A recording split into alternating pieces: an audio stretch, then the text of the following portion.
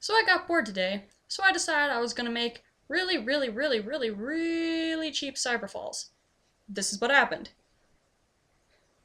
They look like crazy little noodle things. Obviously, I need to add like some sort of weight to the end of the tubings so that they don't stick out in every single bloody direction. Yeah, they don't stay in place at all, really. But for something I made out of literally $2 material, it's not that bad. Well,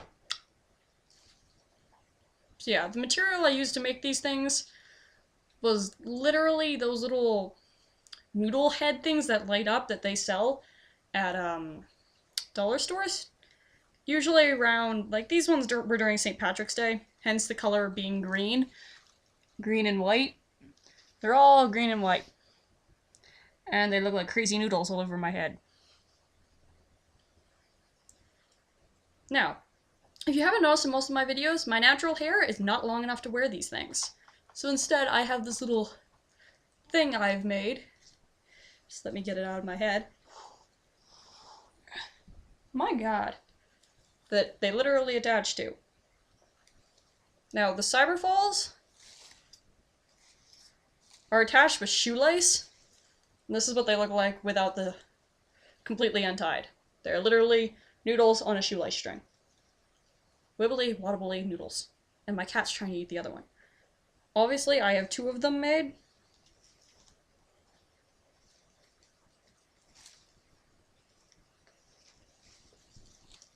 This is the other one. Now, if you are going to use the dollar store tubing to make these things, inspect them before you buy them. Half the ones in there are bent.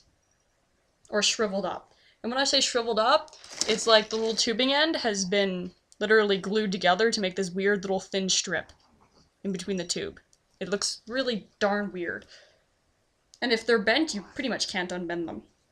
The other things I have on here I also got from the dollar store are pretty much hair ties with little fake green hair on them and these little green braids. And what this is all on is literally a headband with old nylons and shocks subbed into the nylons. It's just literally on any old headband that's got holes in them. And you just plop it on your head. And then you got 2 weird little buns sticking on your head. And of course you gotta readjust them any which way you feel. That looks weird. There we go.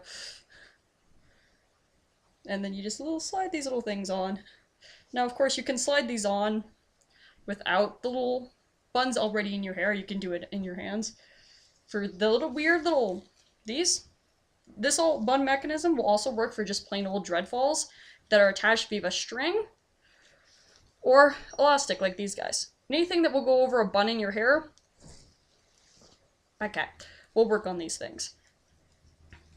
Now if you want to do this with already in your hair, you have to literally flip it over the top of your head. Find the bun. Make sure you have the right bun, of course. Try not to lose the string.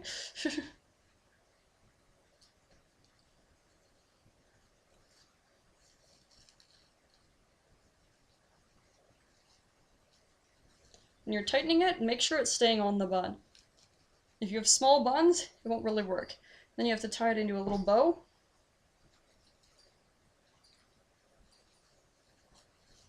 Then done. Then you have pretty much... fuck. Well, basically, if it stayed on my head like it was supposed to, you'd literally just flip it over. And it would look something like this. If these were weighed down properly, it would look a little more like that, instead of crazy fluffle everywhere. So yeah. That's how you'd put on cyberfalls or dreadfalls on a little fake hair buns. Blah. And really, the ones that come on elastic are way easier to put in, especially if you're using this little mechanism here. So yeah, ta-da!